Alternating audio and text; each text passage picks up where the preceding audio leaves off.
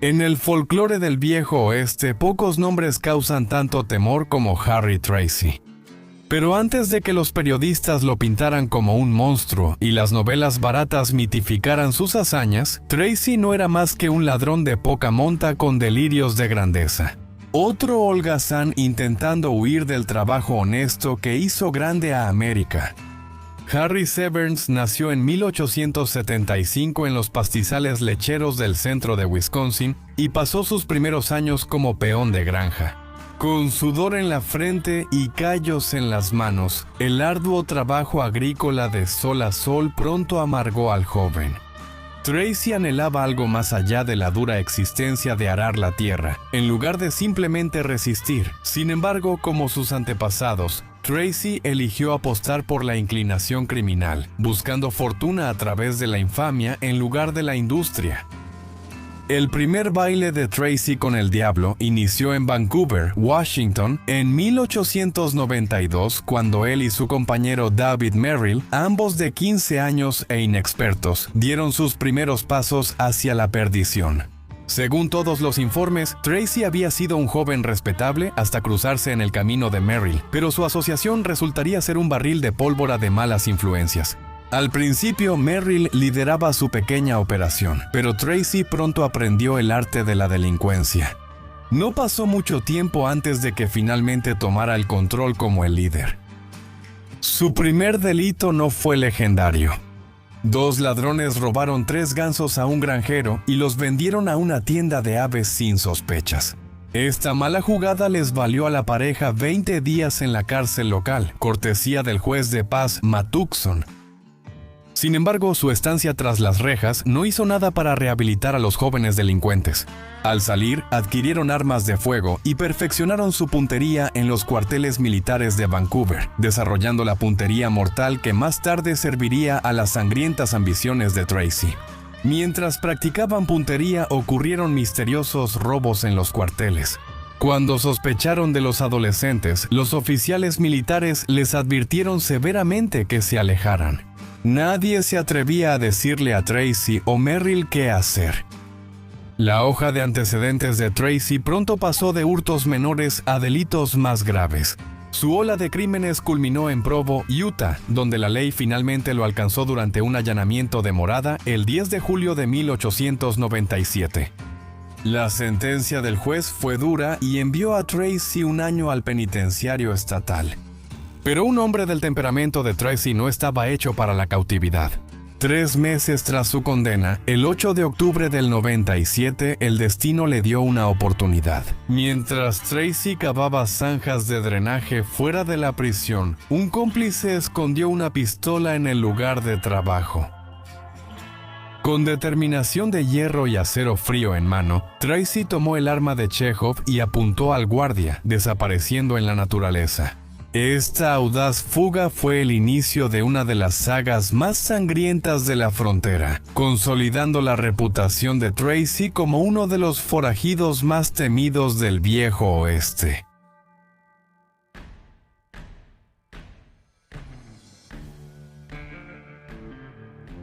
Después de escapar de su celda en forma de colmena, Harry Tracy se encontró vagando por el terreno accidentado de Colorado. No pasó mucho tiempo antes de que se uniera a la infame banda Robbers Roost.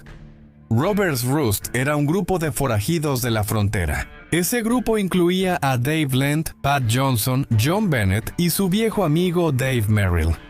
Estos hombres no eran criminales comunes, eran el tipo de forajidos cuyos nombres hacían temblar a la gente decente en toda la región.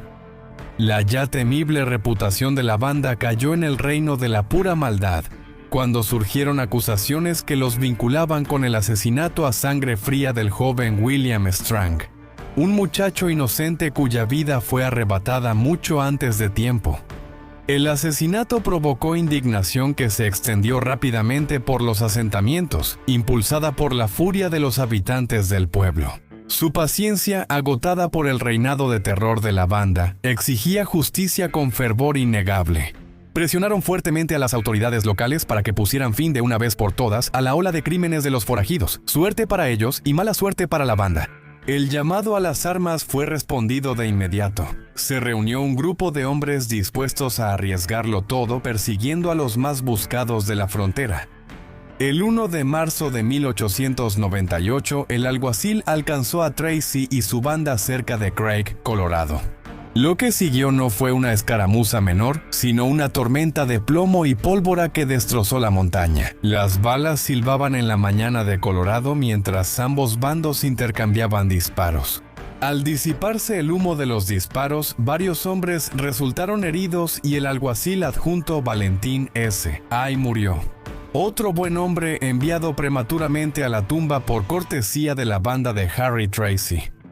Aunque hubo sangre y caos, los forajidos escaparon como fantasmas en la llanura. Su libertad costó la vida del sheriff Hoy. Su triunfo sería breve. Sin embargo, solo 3 días después, el 4 de marzo, el sheriff C. W. von Neumann y su decidido grupo de agentes de la ley tendieron la red alrededor de los fugitivos. Tracy Lent, Johnson y Bennett pronto se encontraron encadenados, su breve sabor de libertad desaparecido como su tocino de la mañana. Las ruedas de la justicia fronteriza comenzaron a girar. Las autoridades enviaron a Johnson a Wyoming para ser juzgado por el asesinato de Young Strang, ya que el crimen ocurrió fuera de la jurisdicción de Colorado. La fiscalía presentó un caso débil, con escasas pruebas sólidas que relacionaran a Johnson con el hecho. El jurado no tuvo más opción que emitir un veredicto de no culpable. Para John Bennett, el camino al juicio sería mucho más directo y brutal. Los ciudadanos, aún indignados por el asesinato de un niño, hicieron justicia por su cuenta. Una turba descendió sobre la celda de Bennett, y antes de que amaneciera al día siguiente, Bennett colgaba del extremo de una cuerda toscamente hecha. La justicia por mano propia era común, especialmente contra asesinos de niños. Tracy y Lent demostraron que las rejas de hierro no eran obstáculo para su ingenio. El dúo orquestó una fuga audaz y desapareció en el horizonte. Sin embargo, su libertad fue tan fugaz como una tormenta de verano en la pradera, y el alguacil pronto los tenía de nuevo bajo custodia. Los funcionarios, ya conscientes de lo escurridizo de la pareja, los llevaron a lo que creían era una instalación a prueba de fugas en Aspen, Colorado. Se equivocaron. Una vez más, Tracy y Lent lograron lo imposible, escapando de su encierro en Aspen. Lent desapareció como humo en el viento. Ya no volvió a aparecer su sombra en carteles de Se Busca ni en directorios de cazarrecompensas. Era como si la propia frontera se lo hubiera tragado de regreso a casa. Tracy, sin embargo, no podía desaparecer en la oscuridad. Su sed de riquezas manchadas de sangre solo aumentaba. Se reunió con su antiguo compañero, Dave Merrill, y para diciembre de 1898 ambos ya vivían en Portland, Oregón. La pareja no perdió tiempo en anunciar su llegada a los habitantes de la ciudad. Abrieron un sangriento camino a través de los negocios de Portland. Tranvías, cantinas, un trolebús, una carnicería y una farmacia sufrieron sus hábitos depredadores. Los ciudadanos de Portland vivían en constante temor, sin saber dónde atacarían los forajidos la próxima vez. La ley, como inevitablemente sucede, se acercó por enésima vez. El 6 de febrero de 1899, Merrill se encontró esposado. Un día después, el detective Dan Weiner sometió a Tracy tras una pelea que dejó a ambos golpeados y magullados. El tribunal no tuvo piedad. Tracy fue condenado a 20 años en la prisión de Salem y Merrill a 13. Pero para un hombre como Harry Tracy, un bandido beligerante que veía los muros de la prisión como simples inconvenientes temporales, este no fue exactamente el capítulo final en su sangrienta saga. A lo largo de la frontera estadounidense. No, el gran final apenas estaba comenzando.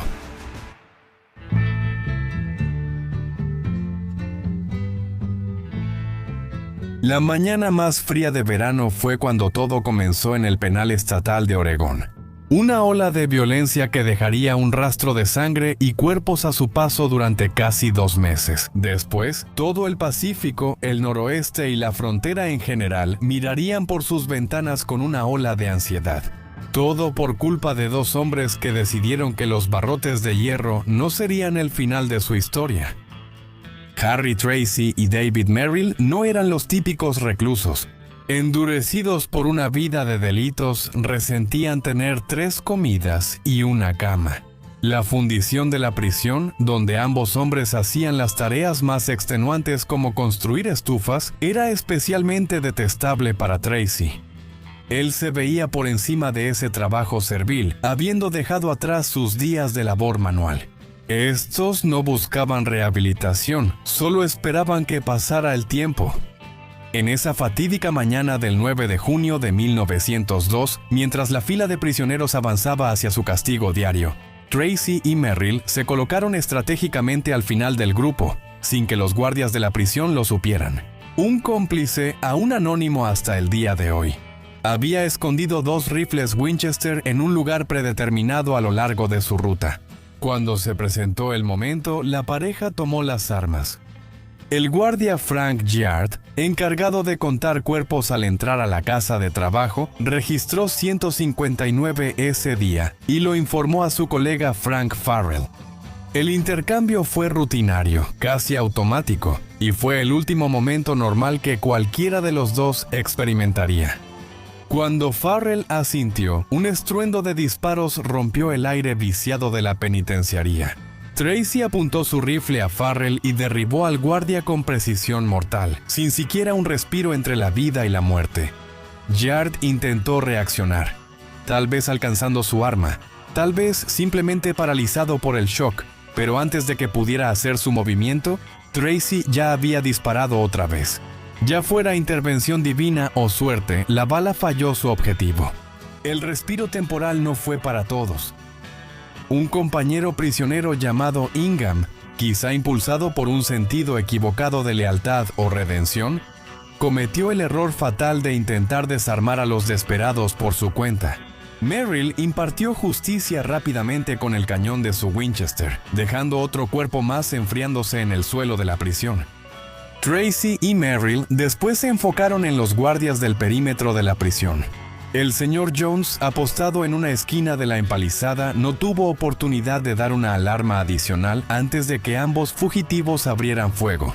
El guardia recibió 2 disparos, uno en el estómago y otro en el pecho, y cayó al suelo. Otro oficial, un tal B.F. Tiffany, escuchó el alboroto y vio cómo caían sus compañeros guardias. Disparó su rifle desesperadamente para detener a los fugitivos. Fue un esfuerzo valiente pero inútil. Ninguna bala dio en el blanco. Tracy, con la fría determinación que pronto haría su nombre infame en toda la frontera, respondió disparando y acertó a Tiffany Square en el pecho. La mayoría de los hombres se habrían dado por satisfechos y habrían huido, pero Tracy y Merrill no lo hicieron. La mayoría de los hombres habrían usado la escalera para escapar de la prisión, hallando a Tiffany aún viva afuera. Ayudaron al guardia herido a levantarse. Lo que parecía compasión era en realidad desesperación despiadada. Usaron el cuerpo destrozado del hombre como escudo, evitando que los guardias dispararan y arriesgaran a uno de los suyos. Cuando la pareja se retiró tras haber puesto suficiente distancia entre ellos y la prisión, Tracy y Merrill abandonaron a Tiffany con la misma frialdad con la que lo habían levantado. Un disparo final acabó con el sufrimiento de Tiffany e inició una cacería humana que llenó al noroeste del Pacífico de terror como los fantasmas del viejo oeste. En el pasado, los 2 asesinos se ocultaron en el denso bosque de Oregón, el refugio ideal para quienes no querían ser atrapados. Los 2 criminales eludieron la captura todo un día, moviéndose por Salem de noche. Durante el proceso, robaron a J.W. Stewart, le quitaron su ropa y luego forzaron a un mensajero a dejar su abrigo y overol. También obtuvieron caballos rápidos de Felix Laubacher, dueño de establo. Armados y vestidos de civil, los convictos estaban listos para defender con fiereza su libertad. Se enviaron sabuesos desde la penitenciaría estatal de Washington para rastrearlos, pero finalmente perdieron el rastro. A la mañana siguiente, los fugitivos fueron vistos en Brooks, estación del ferrocarril Southern Pacific, tras abandonar esos caballos. El 11 de junio, una partida de 50 hombres rodeó a los criminales cerca de Gervais, mientras los forajidos se dirigían hacia el norte, rumbo a Washington, con audacia. Incluso habían asaltado a 2 miembros de esa partida y les quitaron sus armas en la noche. Al intensificarse la cacería, los forajidos quedaron rodeados por 100 hombres. La Guardia Nacional del Estado de Oregón. No hace falta ser un genio para saber lo que pasó después. Tracy y Merrill lograron escabullirse una vez más en plena noche. Después de robarle el desayuno a la esposa de un granjero, los fugitivos continuaron su escape, sobreviviendo de la tierra y robando más caballos en el camino. La cacería siguió y lograron evadir a la ley varios días, intercambiando disparos y burlándose de los agentes. En un momento, Tracy cruzó el río Columbia hacia Washington con la ayuda de un granjero, pero la persecución pronto fue retomada por el sheriff Marsh y sus fuerzas fortificadas de la frontera. Tracy finalmente llegó a Seattle, donde se enfrentó al señor Horacio Auling y exigió comida y un viaje en una lancha. Tracy se mantuvo tranquila y serena, sin mostrar remordimiento. Incluso explicó casualmente que había matado a su compañero, Merrill, quien no estaba con él porque lo consideraba un cobarde y un traidor. Según Tracy, luego describió cómo le disparó a Merrill durante un duelo, marcando un acto brutal y calculador de traición. Mientras Tracy narraba su aterradora historia, comparable solo a la de Benedict Arnold, el señor Auling observaba los ojos del veterano bandido. ¿Decía la verdad o solo lo manipulaba? ¿Realmente traicionaría al único hombre con quien se llevaba bien? Aunque el pobre granjero le creyera o no, esto no era una táctica de intimidación. El cuerpo de David Merrill fue encontrado 2 semanas después, confirmando la brutal historia de su ex-socio. La confianza y descuido de Tracy se notaron durante toda la fuga. Interactuaba audazmente con los que lo rodeaban, mostrando desprecio por la vida humana. Incluso intentó provocar a un guardia en una prisión militar. En otra ocasión, retuvo a sus rehenes durante un viaje en barco por el río hacia Seattle. En Fremont, un suburbio de Seattle, Tracy siguió delinquiendo y asaltó una granja local por comida y ropa. En ese tiempo, una ranchera llamada Señora Van Horn lo reconoció y ocultó su presencia hasta que las autoridades fueron alertadas. Mientras Tracy se preparaba para salir, el sheriff Cudahy esperaba cerca, esperando atrapar al forajido de una vez. Al salir Tracy de la casa, hubo un tiroteo que mató a un policía y a un guardabosques. Aunque estaba rodeado por las fuerzas del orden, Tracy siguió evadiendo la captura y volvió a Bottle. Aquí seguro te preguntas cómo alguien puede desaparecer de tantos buscadores, agentes de la ley experimentados y veteranos cazarrecompensas, décadas formados en la frontera. A inicios del siglo XX, la región de Puget Sound era tan densa en árboles, maleza y helechos gigantes que era el escondite ideal para quien quisiera desaparecer. Tracy aprovechó el terreno, deslizándose en la naturaleza y desapareciendo cerca de la civilización. Cuenta la leyenda que mientras encontrara comida y evitara a los sabuesos, no corría peligro, solo temía los hocicos de los perros rastreadores de cadáveres. En un momento de su huida, Tracy obligó a un hombre contratado llamado Anderson a servir como mula de carga mientras él regresaba hacia Seattle. Tras rodear la ciudad y pasar por Renton, se encontró con la familia Gerald y se presentó ante varias mujeres. Mientras recogía bayas, aseguró a las recolectoras que nunca había lastimado a una mujer ni pensaba hacerlo. Tracy ató a Anderson detrás de la casa y mandó a un hijo de la familia Gerald al pueblo con 2 relojes robados para cambiarlos por armas y municiones. Aunque amenazó con matar a la familia si lo traicionaban, le confesó a la señora Gerald que solo era una táctica para asustar. Tan comprometido con sus farsas que se emocionó, diciendo que nunca lastimaría a una madre porque pensaba en la suya del este. Aunque era un asesino a sangre fría, Tracy se ganó a la fuerza a sus anfitriones. Bromeaba, ayudaba en las tareas y traía agua del manantial. Mientras lo hacía, pasó un tren con los agentes de la ley que lo buscaban.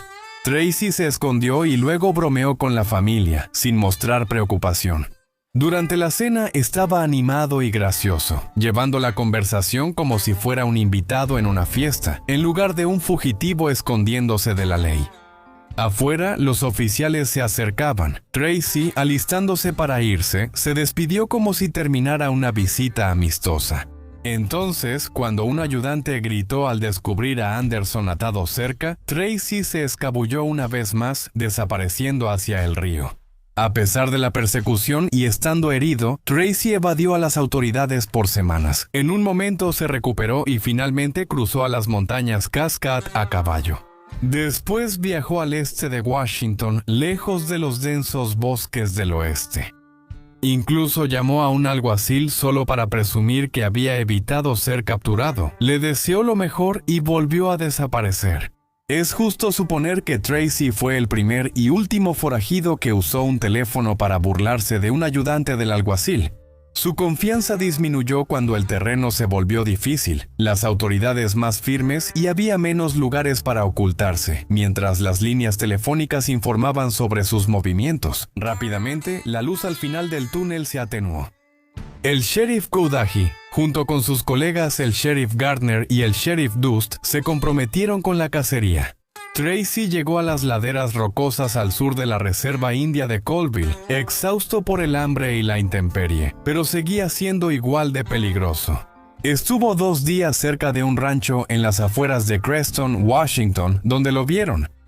5 lugareños armados representando arquetipos fronterizos como doctor, alguacil, abogado y ferrocarrilero se acercaron al rancho con cautela.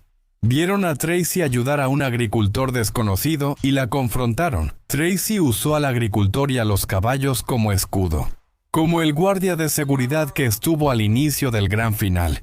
Corrió por su rifle, disparó pero falló y se metió a un campo de trigo cercano. La persecución siguió toda la noche. Tracy, herido y arrastrándose por el campo, comprendió que ya no podía escapar. Rodeado y sangrando, se quitó la vida de un solo disparo en lugar de enfrentarse al arresto. Por la mañana, los buscadores encontraron su cuerpo. La extensa cacería humana en la historia de Estados Unidos finalmente terminó. Al revisar el cuerpo de Tracy, se halló que 2 balas de rifle le destrozaron una pierna. Intenté detener la hemorragia con un vendaje improvisado, pero estaba rodeado por agentes de la ley sin posibilidad de escapar. Había aceptado su destino, fiel a su palabra, se negó a ser capturado con vida y terminó con su propia vida antes que enfrentarse a la captura. Su cuerpo fue llevado de regreso a la prisión de Salem, donde las autoridades confirmaron su identidad y aprovecharon para disuadir a otros reclusos de idolatrarlo. Tracy tenía fama de forajido valiente entre los prisioneros, pero las autoridades querían mostrar que su destino no era envidiable. Por su captura, vivo o muerto, se ofreció una recompensa de $4,100. El resto es historia. Tras huir de muchos perseguidores, sobrevivir a varias muertes seguras y dejar violencia a su paso, Harry Tracy eligió morir antes que rendirse, valorando más su libertad que la vida. No era héroe, justiciero ni valiente opositor de ninguna causa o manifiesto. Era un asesino calculador que mataba solo por hacerlo, y sobre todo un símbolo moribundo de la intriga del viejo oeste. Nadie igualará su legado. Los días del folclore de la frontera habían terminado oficialmente, al igual que los días del último forajido del viejo oeste. Esta ha sido la trágica y aterradora historia de Harry Tracy.